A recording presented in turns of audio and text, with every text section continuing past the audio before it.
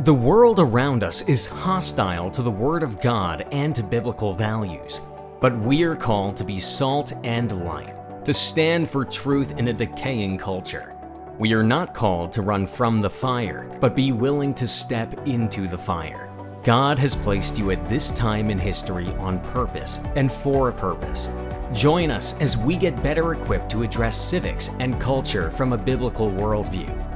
Welcome to Into the Fire, powered by Dream City Church. Let's welcome our hosts Allison Furno and Debi Vandenboom. Today's topic is a look at Gen Z. Are we doomed? Very dramatic title. My guest today is Eden Vandenboom. You might recognize the last name. She's my youngest daughter, who just turned 18 this year and is going to be a first-time voter. Thanks for joining me today. You're so welcome. I'm so excited to be here. So Eden and we talk a lot at home about all these things that we're talking about today. So we thought it would be an interesting conversation.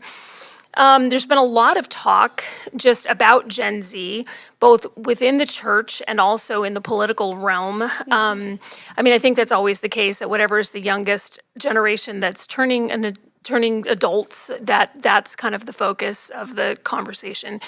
But so before we get into all that, let's just do a little bit of background. So about who you are. So anything you want to tell us about who is Eden? Well, I'm your youngest daughter. That's pretty cool.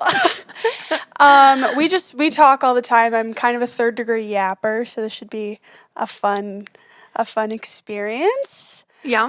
Yeah, I'm Gen Z. I feel like I have my thumb on the pulse of my generation, I guess.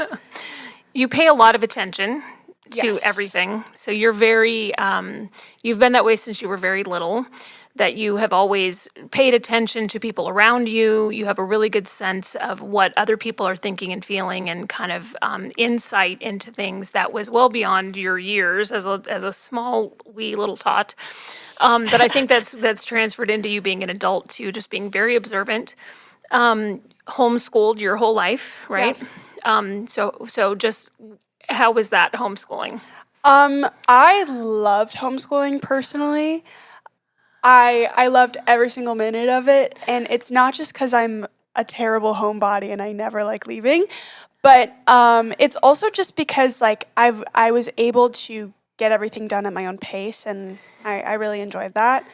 And also not having to sit for 8 hours straight every single day of your life. And to be able to explore your interests, right? So you are a singer, a worship singer.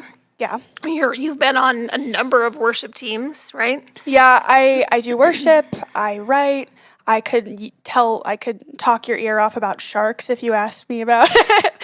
I have a lot of different interests that I've been able to explore because of homeschooling, and I'm so thankful for that. You've written a lot of scripts. So Yes, I have. That's something that, as an 18-year-old, right?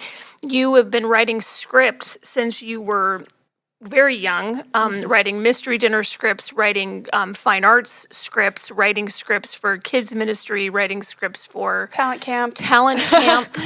The last several years at Talent Camp, you've written the scripts, right, for those. So if your kids went to Talent Camp here at Dream City, Eden wrote the script. I also directed them. Directed the drama, right? You held auditions as a young teenager doing that. Also, every single drawing they've ever given me is pinned up on my wall. So Every single what? every single drawing they've Drawing that. Yeah. Yes, you have some interesting ones that the kids have given you, right? You've worked as a nanny.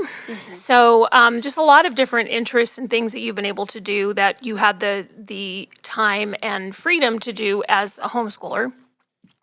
So you're probably coming at this from a little bit different perspective than your public school child who's your age, right? You're not really a child anymore because you're 18, you're an adult. Don't say that.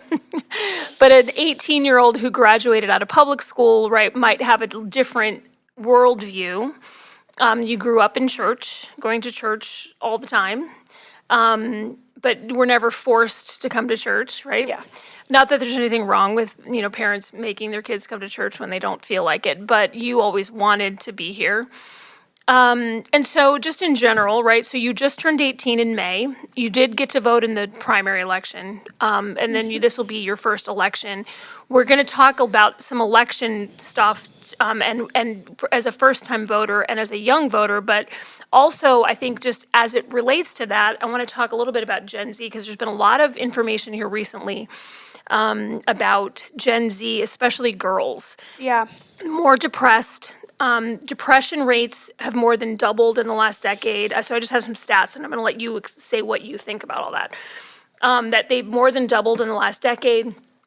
And according to the CDC, 1 in 3, that's a huge number, 1 in 3 teen girls have thought about suicide. That's staggering. So this is, I think, like 11 to 18, something in that range. 30% of Gen Z girls identify as some flavor of LGBTQ plus. So 30% of them. This was compared to 12% of millennial girls and females and 4.7% of Gen X, which is my generation. So those numbers have just increased. You've got suicide rates are really high, depression is really high, drug use is high. Why do you think that is? You're in that, you are one of those girls, right? So you're a Gen Z girl, 18, smack in the middle of that generation. True. Why do you think that is that so many girls in your generation are struggling this way? Yeah, I would just like to testify to that statistic. I obviously am in a different group, like we talked about it, where I'm not coming at it necessarily from, I was shielded from a lot of that stuff, and I'm very thankful. But I can testify because of the people around me, and I've known girls, so many girls who have told me that they've thought about suicide, and they're struggling with their sexuality, and they're struggling with mental illness, and like I can just testify from my personal experience that statistic is true to life. And these are girls within the church, within Christian circles, within homeschooling circles, right? So a lot of the people that you know are either from church, not necessarily just from our church, but from a church or from homeschooling. So these are Christian girls in a lot of cases. That number is still really high. That's crazy. It is really crazy. And something that I think I want to bring up in the context of this is I think that the reason why these numbers are so high is not due to just one thing, but it's due to multiple different factors that have just amalgamated, I guess. But like what we tend to be forgetting is that the COVID lockdowns really did a number on us. Like I was 13. Okay. I was 13 when we first shut down for COVID, and you had girls who were already not doing very well statistically. I mean, like if we remember 4 years ago, I know it seems like forever ago. Well, 4.5 years ago. 4.5 years ago. Yeah. But even then we were talking about Gen Z and mental health because of the technological boom and the fact that divorce rates were higher than ever and all of these things that were combining with each other. And then you throw COVID on top of that when everyone's isolated and no one's talking to each other, but everything is through the internet, everything is through pop culture, where I think a lot of these things had time to fester, like to be just going into the throes of high school during like one of the weirdest times in our country's history. It definitely did a number. I mean, I honestly don't think that we were as affected as some of the primary students, like first through third grade who can't even read nowadays because of what the COVID lockdowns did to them. But I still think that it had a very different effect on our development. Well, and that's a very good point. And even too with like babies that were at that time that didn't see human beings, they didn't have exposure to other adults for a long time. I mean, we know some kids like that too. Who had never been in a grocery store until they turned like 8. Or yeah. So that is an interesting point. I didn't even think about that. What do you remember about that time? I remember a lot because I mean, we've talked about this a little bit, but I definitely had an overdeveloped sense of consciousness. Because like I have memories going back to when I was like 2, 3, But I remember it was a really weird time in my life. I mean, I'm a self-admitted homebody, but so I was like, oh, 2 more weeks of spring break. This is amazing. And then I was slowly witnessing the decline of our culture right before my eyes. And I was like, what is going on? Because people genuinely lost their minds. I mean, even just like everyone was way more emotional than they had ever been. And like just in regards to everything, I mean, everyone was talking about opening up about mental health and in this regard. And I don't necessarily think that opening up is a bad thing, but like it kind of was a Pandora's box a little bit. And yeah, it was just crazy. Yeah. And there was a lot of other unrest going on at the same time with that was all the riots, the Black Lives Matter, George Floyd. The election was crazy. I mean, like, even adults lost their minds. Adults lost their minds. But like, you even see, like, it's kind of an inside joke in my generation about how much like we all went crazy during that time, and everyone's like looking back at the old videos they made, and they're like, what was I talking about? Like, why was I arguing with my great uncle at Thanksgiving about something I genuinely didn't know anything about? Yeah. I think we can all say that about that time, any age group of that. And I think one of the things too that social media, you highlighted on this, and I think that social media has been an issue for girls, especially for a long time, but that whole COVID lockdown amplified that as well, in that everybody was just online. So they, instead of seeing friends in person, they were talking to people on through text or through 800 different apps that they had to be able to screen time is 23 hours a day. Right? Okay, but really, and time kind of loses meaning too, that if you don't have to get up and go to school in the morning, that you're up at 3 a.m. on the internet, and that's not good for anybody. And we've since learned, I think we did an episode here about the dangers of internet for and social media for young people, but that being on the internet in the middle of the night trying to look up stuff or be on, it's not a good idea. But there was a lot of that going on at that time because there was nothing else to do, right? You were all online. Social media, I know, is one of the things that it says really affects, especially girls' mental health. Do you agree with that? 100%. Why does it affect mental health? I think it affects mental health because girls just naturally have a tougher time with comparison. And I'm not going to say that boys don't have a tough time with comparison because I'm not a boy. I don't know what goes on there. But I think with girls, it's especially an issue because of the fact that we're so social. Where like literally I remember being like 5 and 6 years old and being in a group of girls and like consciously taking note of the way everyone was sitting. And it's just the things that are just like natural to us about like wanting to fit in and wanting to like taking note of these things. I mean, there's a study that was happening that said that the earliest age that girls think about their body in comparison to other girls' bodies is like 6 years old. Wow. Which is crazy. Yeah. And so when you take that into account, and obviously social media does what social media does, but you can even take note of like people posting the highlights of their life. I mean, this is so tried. Like everyone knows this. I'm trying not to be too trite here, but like it just does a number on your mental health to see see all the good parts of other people's lives when you feel like you are flopping. Right.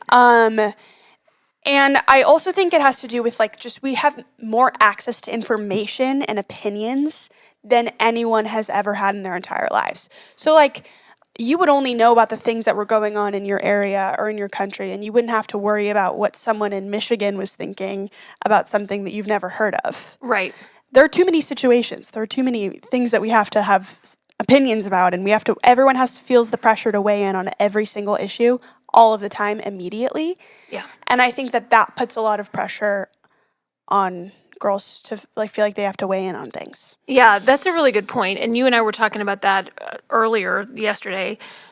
about the need to like, oh, we got to put a black square for this, and we've got to put what? this flag up for this, and different things to be 5 seconds after something happens, and before you have all of the information, you have to have an opinion, and you can't change that opinion.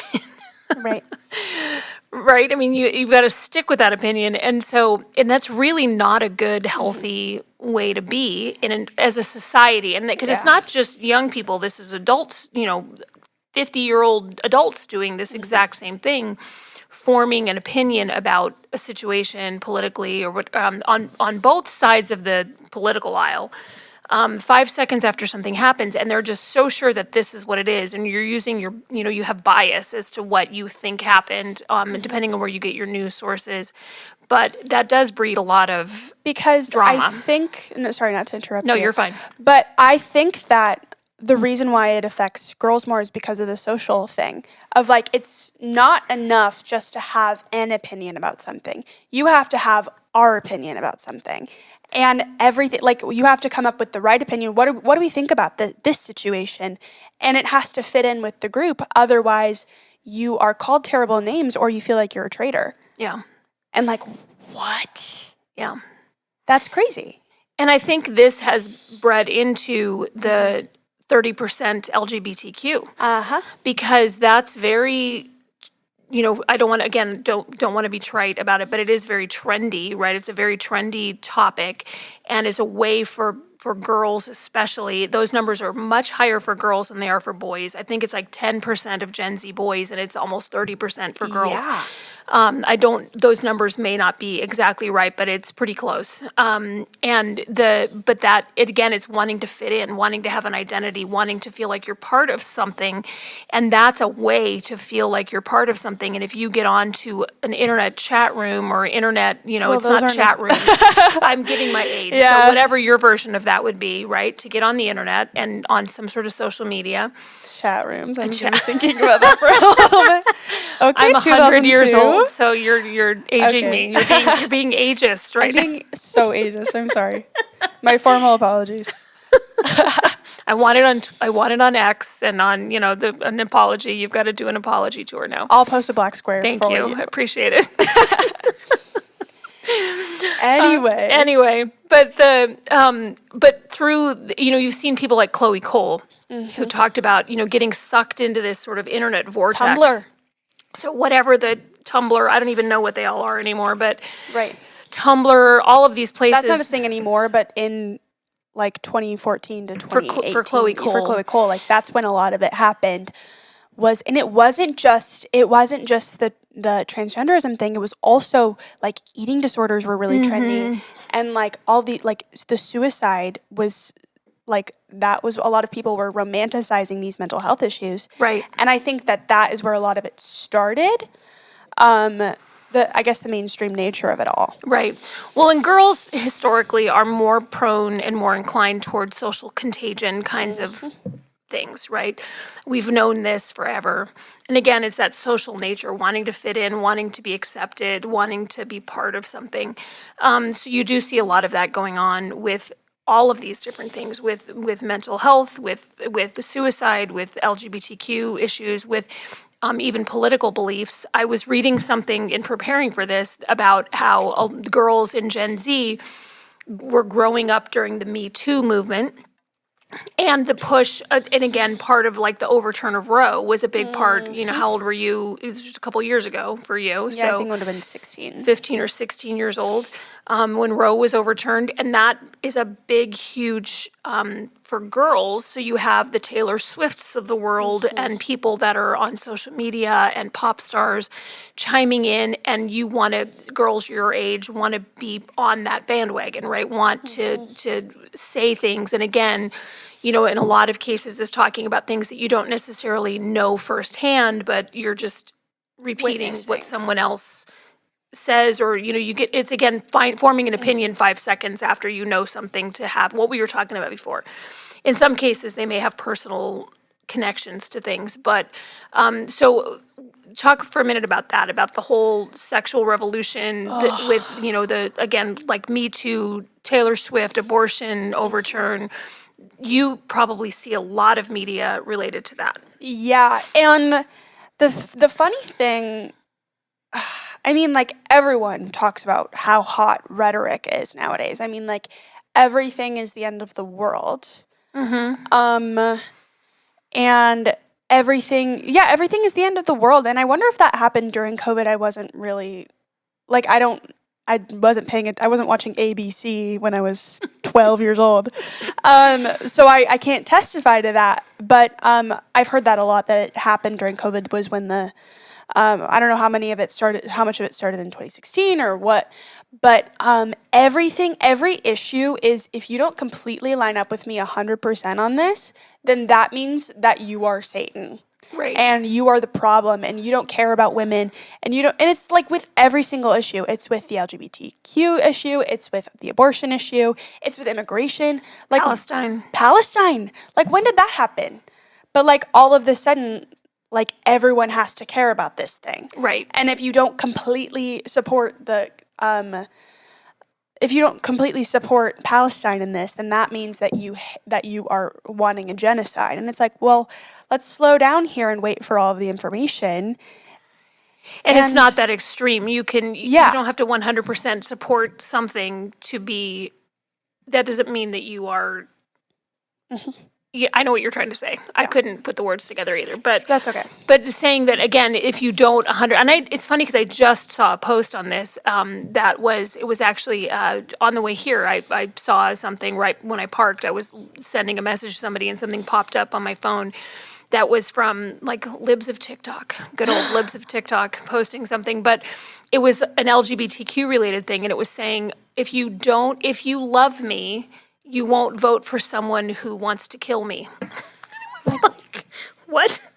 Oh. That's so dramatic and so extreme. But this is the way that the thought process works, right? It's like, if you don't 100% agree with this thing, then you want to kill me. Yes. Right? Or you hate me, or you're Satan, right? And it's become this extreme. It is actually insane. Like, I was telling, like, I wasn't around before this hot rhetoric was a thing, but like, every single issue is you're either with us or against us. And I feel like that's with a lot of, like, I feel like that's across the spectrum, unfortunately. Because people, like, just don't understand that certain things are really complicated. But like, literally, it is really crazy. And just to even have a seasoned approach to it, right? Okay, let's take a second. Let's take a breath. Let's read some information, get more information, and wait to formulate an opinion on something. Like with Kyle Rittenhouse, right? Yes. So that was 5 seconds after that happened, everyone had an opinion on one side or another. And it was, and you're like, wait, who's Kyle Rittenhouse? Right. But you're expected to weigh in. Right. On one side or another. And like, instantly. Draft a Twitter statement on something that you just learned about. And it's like, okay. Right. Without even having any information on what actually happened. And sometimes information doesn't come out for weeks, right? But then everybody's already made an opinion on something. And I think that that's very wise what you're saying, that is the way that unfortunately our instant media time that we're in, you have to have an opinion now about everything. And I think that it's a symptom of a larger cultural problem with impatience. Everything is, like, literally, everything has to be in 12-second clips. Everything has to be for same-day shipping. Everyone has to drive at 90 miles per hour. Like, what is going on? Yeah. A fast-paced information world. Yeah. So then I was reading something, and I wanted to get your input on this too. One of the articles talking about all the mental health issues. This was from Gallup, I think. Gallup had a talking about this, about how happy our Gen Z. And one of the things that it said was that Gen Z, well, teenagers. This was talking about 10 to 18-year-olds. They actually reported that they were happier and they felt better about their life when they had good communication with their parents. And I thought that was a really interesting statistic because, I feel like from my end, a lot of adults feel like they can't talk to teenagers. They don't get them. They don't understand. And they Why want do to they have so many holes in their pants? Okay, I have holes in my pants today Yeah. too, so I have my ripped jeans on. Yeah. But yes, right? So and just kind of grouping things into a broad statement about your generation. So I'm sitting here talking to you. You're amazing. You have a good head on Thanks. your shoulders. You can critically think, which I think is a dying skill. People to be able to take information, think about it, articulate an opinion that's not just based out of emotion, but is thinking about. That's something that we are losing as a society in general. But I think that talking to adults is a big part of learning how to do that. Would you agree with that? I 100% agree. And I would like to make it abundantly clear. I'm not a hater of teenagers. I'm one of them. I like the same music. I dress the same, basically. Like, I'm not. You're a regular teenager. I'm a regular teenager. In a healthy way. In a healthy way. That's a great way to put it. I'm complimented by that. But I do think that there has been a severe oversight in the sense of, like, everyone, when you're a kid and you're growing up, you're only around people who are your exact age. I mean, at least in the public school system, and even in private schools and all that. Like, there's a real lack of intergenerational Communication. And everything's been villainized, and the younger people hate the older people, and the older people hate the medium people, and all this and that. But I think that you're missing out on the beauty of life, which is connecting with people who maybe have a different perspective than you do. And personally, at every function, I'm talking to all the moms. It's just kind of the way it goes. Like, Barbara, let's chat. I want to hear about your nails. I want to hear about your life. No, I mean it. I'm being so serious. I know you are. And, like, I love it. I think it's a great time. But I can also talk to teenagers, and I think that that's because we've done a very intentional effort about making sure I'm well-rounded. Right. But I know a lot of teenagers who are not like that, and it's kind of like I don't know who started it, but they both make each other worse in the sense of, like, I don't know if it's because the older people don't talk to the younger people or because the younger people don't make an effort with the older people, but either way, they're making each other worse because when you don't talk to people, it's a lot easier to villainize them. Right. Yeah. Yeah. And so with this title, and then I want to wrap up with the political side of it, but being that you're a first-time voter, but with this title, the title was your idea about Are We Doomed? Because I think that, again, a lot of people that are my generation or older think that, the younger generation, they're just like, we're doomed because they're gay. I don't know if I would say that. No, that's what I know, you're joshing. I know. But the being doomed of, like, or they're all communists, or they're all whatever, I mean, right? definitely some of them are. Communists, yeah. Yeah, what? I know. Guys. So, but with that I think it's very important, and biblically speaking, we are supposed to be, so my age, right? And I've had some conversations with some other women my age about taking up the mantle of pouring into younger women, right? Or if you're a man, to pour into some younger men, because biblically we are supposed to do that, right? We are supposed to be pouring into, if you're Paul, you should have a Timothy, right? Yeah. Titus talks about women, older women encouraging younger women in marriage and in life. So there's very clear biblical mandates about how we should be intergenerationally thinking, right? That if you're a young person, you should be gaining wisdom from people that are older than you and showing respect to people that are older than you. If you're older, you're supposed to be pouring into and mentoring younger people.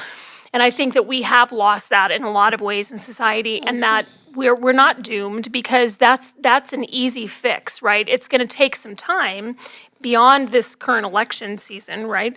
But if we make an effort to, it's really my generation's responsibility at this point to make the effort and to be teaching our own kids, to any young people that you have in your life, whether they're grandkids, students, or just in your workplace. In your workplace, if you have a 20-year-old that works, to build those relationships and to listen to them, not just talk at them.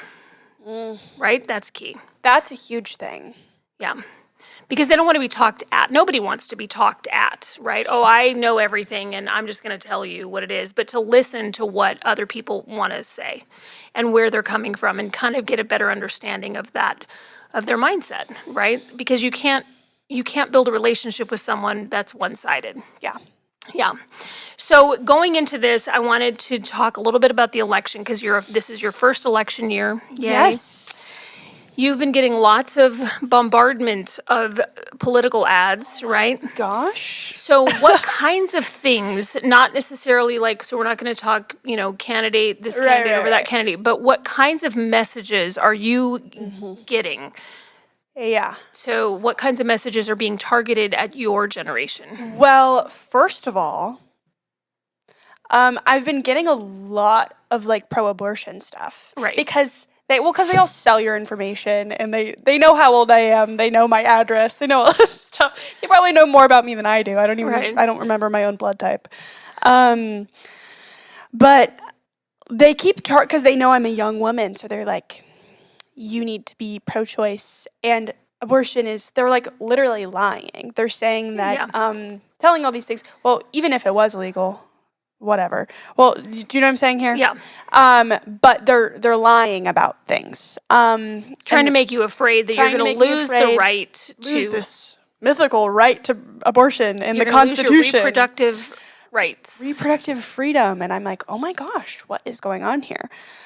If you didn't know as much as you know, because you've grown up hearing it and having conversations and reading things, right? But you would see that and be afraid. Yes. And they want you to be afraid of. They want you to be afraid. And I've also been seeing a lot of economic stuff, also lies.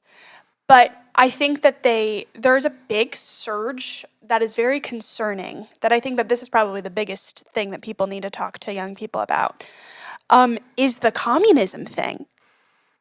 Which, is crazy, because, I remember growing up and it was just the boogeyman, and I was like, no one is actually a communist. That doesn't make any sense. But then, actually growing up and seeing all this soft messaging about, capitalism is so bad and this and that, where people are misattributing the effects of social decay to the effects of an economic system. And they're blaming because they don't want to admit the fact that the worldview of all of these things, of abortion, of the LGBTQ stuff, of the all the social justice, all the social stuff of everyone has to be single their entire lives, and you're live in an apartment and be a girl boss your whole life. They're attributing the bad taste in their mouth that's coming from the social decay to the economic system, and I think that that's really an issue. And it's easy to think in this utopian terms of, okay, we're going to all get guaranteed pay, and we're all going to, you don't have to work as hard, and you can to make it, and creating, again, this fear of, okay, you're never going to own a house, you're never going to have this, so let the government take care of everything for you. Because they're so notoriously successful with things like this. The sarcasm is real in this room. Right? Yeah. But you're correct. The government is terrible at taking care of things. So any government program is far less productive and successful than most charitable organizations. Yeah, churches. Right? Churches, yeah. Yeah, so what do you have to say to, let's end with, what do you have to say to people your own generation about getting informed and where they should be getting their information? I would say,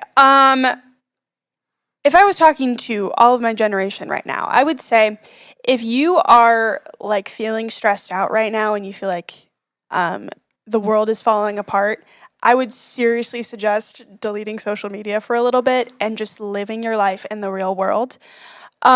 Because social media is designed to make you more stressed out and more anxious and want more of it. And if you just connect with real people your age, people older than you, people in the real world, I guarantee you that things will mellow out. That's great advice. What about to people my age, older people, about how to best connect with your generation? I think that everything that you said was very accurate, and just like not talking at them, meeting them at their level, treating them as an actual human being. Those are all great places to start. But the thing I will tell you the most is don't be alarmed. Like, obviously there are things that are concerning. Like, obviously we don't want to live in a communist society, and all of this stuff. But like, I really think that these are the kinds of things that resolve themselves when you build relationships. And also with that, really ultimately it's a spiritual problem. So if we can build those spiritual roots and have a spiritual foundation, I think part of becoming an adult, so even for kids that have grown up in church, they have to make their faith their own. Yes. And they have to learn how to have their own faith, their own walk with God. And that there's a bit of a learning curve that happens with that. And so when things sometimes seem like they're floundering, it's not going to always be that way if they have good support and they have a good church and they have some good foundation, to not overly worry about some of the floundering, because it's sort of a natural process of growing up and becoming your own adult person, right? But that really, the spiritual side of it matters much more than some of those surface things that we're talking about what they're wearing or about, whatever, like what they're saying, or even, self-identification with certain, things, whether that's part of the LGBTQ community or whether that's communism or whether it's whatever, any kind of self-identification with that. Ultimately, the problem and the most important thing to deal with is the spiritual side of it, and to 100%. build that relationship with God. And that's where that intergenerational part comes in. So it's so important to have people, to have us as older Christians and more seasoned Christians that have seen God move in a lot of ways, to really pray over and be there for people and help answer those questions in a non-judgmental, supportive way of being able to, okay, bring me your questions. I'm not going to get offended. Because that's how God is, right? He's not offended by our questions, and when we're struggling with things and we're trying to understand things, he is very, he's open to us saying, okay, God, I don't get this. I'm struggling. I'm frustrated. I don't understand it. That's okay, because he wants to get you to the place where you are on solid ground, and that really should be our outlook as well, is trying to help get them to solid ground. But the big part of that is a relationship. You can't help someone and mentor someone that you don't have a relationship with. And so or are constantly talking badly about. Yes, that's good too. Yeah. So watching your words, watching your mouth and what you're saying about them to other people, and just really being Jesus to them, helping them to learn how to be the, Samuel or the Paul to Timothy, right? And having that that relationship where you're focused on building that person up to be, because what I always say, and I've said this on this show before, but your generation, right? You're here on purpose at this time in history. So it's not an accident that you're here for this season in time. And so you're called to something. God has a plan for your generation. And he has a plan for our generation to help support you as you're getting into adulthood, and you're the ones that are going to be taking over all of the fields of science and medicine and education and government and all of those things as we get older and you guys are becoming older adults, that you're going to be handling all of that stuff. Well, it's our job to make sure that we're supporting that and supporting you as people and helping make sure that you have the spiritual foundation and roots that you need to be successful. Because we're all here right now on purpose. Yeah. And for a purpose. Yeah. Yeah. And so there is hope for the future. We're is not hope doomed. for the future. I don't think that, I think that we're in pretty good shape. And also when you have those spiritual roots and a support system, those bad ideas that young people tend to have will go away. They'll work themselves out as they figure out who God is and who they are, right? When they're in a good support system, yes. Yeah. And so don't get overly worried about those kinds of things and some of the worldviews. Be more worried about the spiritual, solid underpinnings, right? because those develop over time, and they will shape the worldview. And some of those things that we're seeing coming out, those things will get shaped if they have good mentorship and good communication with older adults, right? Yeah. Well, thank you so much for coming on. Hopefully this was helpful both to people your age, but also to people my age and older that are trying to figure out how to talk to their grandkids and Yeah. worried about the future of what Gen Z. We can see based on your discussion here that we do have some really amazing young people in this church especially, but in the world being homeschooled, a lot of them, not all of them, but that are in good shape to take over the future for us. So thank you for joining me on Into the Fire, powered by Dream City Church. You can listen to this podcast on Apple and Spotify and follow us on social media. Find all the info on the show notes. To learn more about Dream City Church, visit our website at dreamcitychurch.us. Thanks for listening.